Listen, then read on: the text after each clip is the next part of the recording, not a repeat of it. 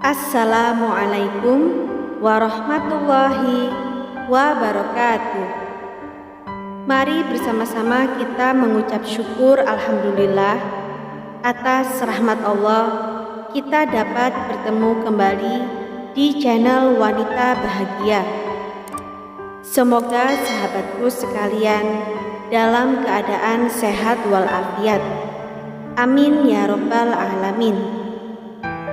Sahabatku seiman yang dirahmati oleh Allah Subhanahu wa Ta'ala, 4 sosok perempuan mulia yang mengasuh baginda Nabi Muhammad Sallallahu Alaihi Wasallam. Bulan Rabiul Awal adalah bulan kelahiran baginda Nabi Muhammad Sallallahu Alaihi Wasallam.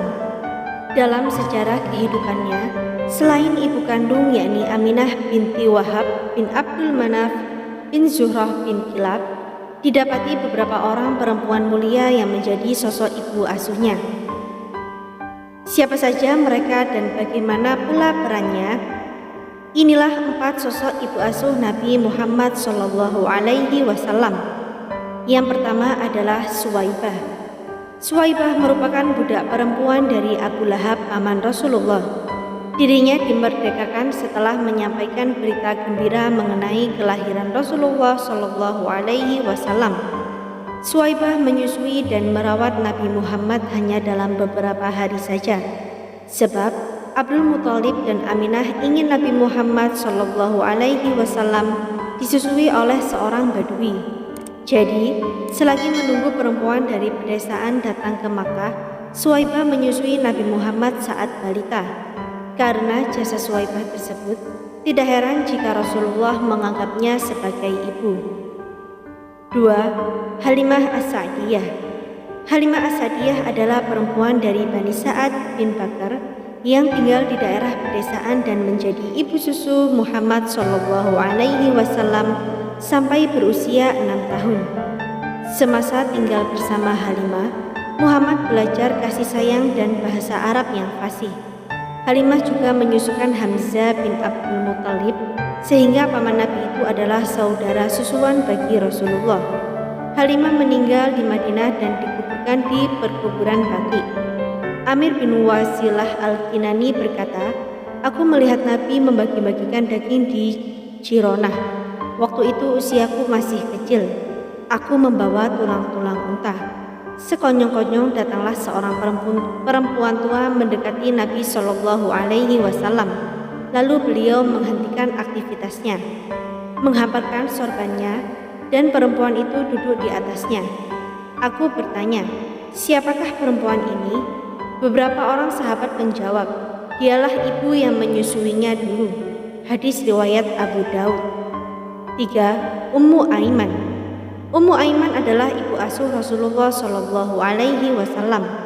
Nama aslinya adalah Barokah binti Sa'labah bin Amru bin Hisam bin Malik bin Salman bin Amru bin Nu'man al-Habsyiyah.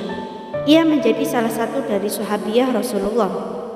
Barokah menjadi budak milik Abdullah bin Abdul Muthalib, tidak lain ayah Nabi Muhammad Shallallahu Alaihi Wasallam. Setelah menikah dengan Ubaid bin Haris, ia dikaruniai seorang anak bernama Aiman. Kemudian, masyarakat pun memanggilnya dengan Ummu Aiman, dan nama itulah yang banyak dikenal hingga kini. Ketika Aminah wafat, Muhammad diasuh oleh Ummu Aiman di bawah pengawasan kakeknya Abdul Muthalib. Baginda Nabi disebut sering memanggilnya dengan sapaan Ummah atau ibu. Bahkan Rasulullah sendiri pernah bersabda, Ummu Aiman adalah ibuku setelah ibundaku. Ummu Aiman termasuk perempuan pertama yang masuk Islam. 4. Fatimah binti Asad. Fatimah binti Asad istri dari Abu Thalib, paman Rasulullah Shallallahu Alaihi Wasallam. Beliau adalah ibu angkat bagi Rasulullah karena sesudah kakeknya meninggal, beliau tinggal dan diasuh oleh pamannya itu. Meski Abu Thalib tidak sempat mengucapkan syahadat, namun Fatimah binti Asad masuk Islam setelah suaminya meninggal. Beliau berbaiat dengan Rasulullah Shallallahu Alaihi Wasallam dan menjadi muslimah yang ikut hijrah ke Madinah.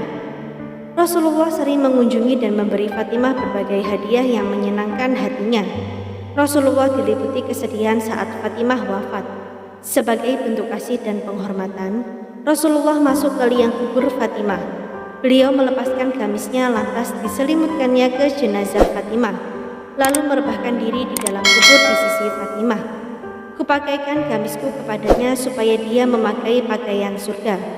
Aku merebahkan diri di sisinya agar dia diringankan dari siksa kubur. Selain Abu Thalib, tiada yang perlakuannya lebih baik terhadapku daripada dirinya, tutur Rasulullah. Rasulullah tidak ada beda perlakuan terhadap ibu kandung dan ibu angkat atau ibu asuh ini. Sungguh, tiada mudah mengasuh dan membesarkan anak. Kasih sayang, perhatian, memenuhi kebutuhannya adalah sebagian cara membalas jasa para ibu-ibu angkat, apalagi ibu kandung, yang telah banyak berkorban demi kebahagiaan dan keberhasilan hidup seorang anak manusia.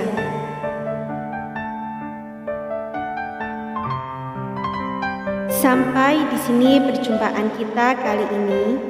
Semoga apa yang kami sampaikan bermanfaat dan menjadi ladang pahala bagi kita semua.